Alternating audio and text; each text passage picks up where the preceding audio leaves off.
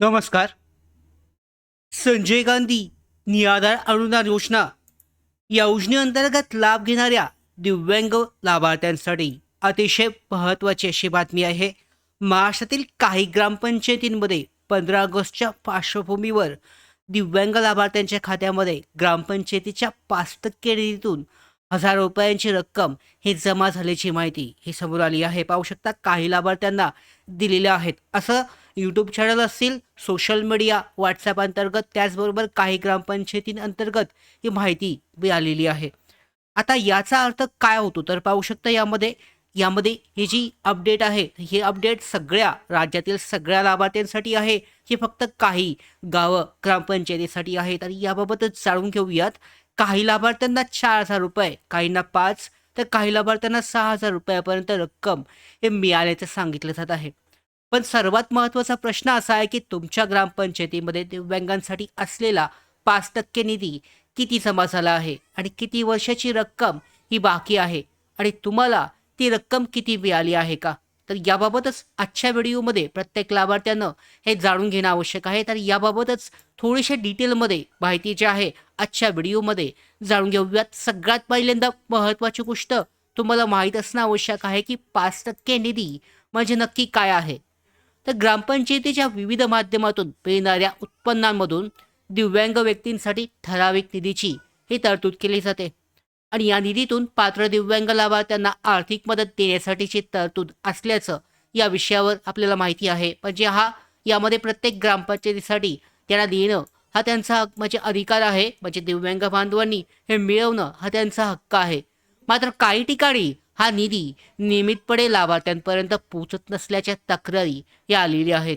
त्याचबरोबर काही लाभार्थी ग्रामपंचायतींमध्ये अनेक वर्षाची रक्कम प्रलंबित असल्याचेही RTIच्या माध्यमातून समोर आल्याचं यामध्ये अपडेट मिळालेली आहे, असं सांगितलं सुद्धा जात आहे. मग पेन्शन नाही सॉरी, यामध्ये जो निधी आहे ग्रामपंचायती अंतर्गत मिळणारा 5% दिव्यांग कल्याण निधी, हा पैसे हे मिळवण्यासाठी काय करायचं? तर लाभार्थ्यांना फक्त ग्रामपंचायतीमध्ये तोंडी विचारून तुम्ही या ठिकाणी थांबू नका. सर्वप्रथम ग्रामपंचायतीकडे लेखी अर्ज करून त्याची माहिती मागा.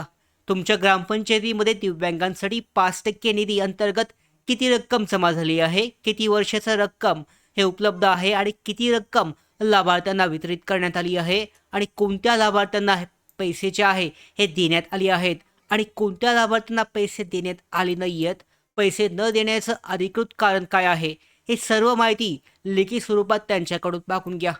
RTIचा वापर करू शकता. जर ग्रामपंचायतीकडून योग्य माहिती मिळत नसेल तर निधीबाबत स्पष्टता दिली जात नसेल तर माहितीचा अधिकार म्हणजे RTIच्या माध्यमातून ही अधिकृत माहिती मागवता येऊ शकते. काही प्रकरणांमध्ये RTI केल्यानंतर ग्रामसेवक आणि सरपंचांकडून संबंधित प्रकरणाकडे लक्ष देण्यात आले आणि उपलब्ध निधीनुसार लाभार्थ्यांच्या खात्यामध्ये रक्कम जमा करण्यात आल्याची माहिती सुद्धा यामध्ये स्पष्ट झाली आहे. काही ठिकाणी असं करण्यात आलं आहे. म्हणून तुमच्या ग्रामपंचायतीमध्ये निधी प्रलंबित आहे का? सर्वप्रथम अधिकृत कागदपत्रांच्या माध्यमातून हे जाणून घेणं महत्त्वाचं आहे. त्याचबरोबर ग्रामसभेमध्ये हा विषय मांडणं. जर ग्रामपंचायतीमध्ये समाधानकारक कारवाई होत नसेल तर हा विषय ग्रामसभेत मांडता येऊ शकतो. त्याचबरोबर ग्रामसभेमध्ये दिव्यांगांसाठी उपलब्ध असलेल्या 5% निधीचा हिशोब, प्रलंबित रक्कम आणि लाभार्थ्यांना करण्यात आलेल्या वितरणाबाबत प्रश्न हे विचारता येतात. तसेच ग्रामपंचायतीच्या मासिक बैठकीमध्येही हा विषय लेखी स्वरूपात मांडण्याचा तुम्ही प्रयत्न करू शकता. त्याच्यानंतर तुम्हाला जर इथे योग्य दाद मिळत नसेल तर पुढे तक्रार कुठे केली जाऊ शकते? ग्रामपंचायतीकडून कारवाई होत नसेल तर तक्रारीचा पुढचा क्रम लक्षात ठेवणं आवश्यक आहे. सर्वप्रथम ग्रामपंचायत, ग्रामसेवक किंवा सरपंच यांच्याकडे लेखी अर्ज करा. त्यानंतर कारवाई होत नसेल तर संबंधित गट विकास अधिकारी म्हणजे PDO यांच्याकडे तक्रार करा. तिथेही जर प्रश्न सुटला नाही तर जिल्हा परिषदेच्या मुख्य कार्यकारी अधिकाऱ्यांकडे म्हणजेच CEO यांच्याकडे तक्रार करता येते आणि त्यानंतरनं आवश्यकतेनुसार जिल्हाधिकारी कार्यालय, संबंधित वरिष्ठ विभागाकडे तक्रार पुढे नेता येते. एक महत्त्वाची गोष्ट म्हणजे मिळालेल्या माहितीनुसार 4 ते 5,000 किंवा ₹6,000 मिळाल्याची काही लाभार्थ्यांच्या माहितीवरून प्रत्येक ग्रामपंचायतीमध्ये सर्वांना एवढीच रक्कम मिळेल असा त्याचा अर्थ नाही आहे. तुमच्या ग्रामपंचायतीमध्ये उपलब्ध निधी, त्यासाठी असणारे पात्र लाभार्थी, स्थानिक नियम आणि मागील वर्षाची स्थिती यानुसार रक्कम ही वेगवेगळी असू शकते. त्यामुळे कोणत्याही अफवेवर विश्वास ठेवण्यापेक्षा आपल्या ग्रामपंचायतीकडून अधिकृत माहिती घ्या. आणि ज्या लाभार्थ्यांच्या खात्यामध्ये पैसे जमा झाले आहेत त्यांचं अभिनंदन. आणि ज्यांच्या खात्यामध्ये अद्याप रक्कम जमा झाली नाहीये त्याने आपल्या ग्रामपंचायतीमध्ये 5% निधीबाबत माहिती घेऊन लेखी अर्ज, RTI आणि ग्रामसभेच्या माध्यमातून योग्य पद्धतीने पाठपुरावा करा. हे सगळी माहिती महाराष्ट्रातील सर्व दिव्यांग बांधवांपर्यंत पोहोचवा, जेणेकरून त्यांना सुद्धा या 5% निधीबाबतची माहिती त्यांच्यापर्यंत पोहोचेल.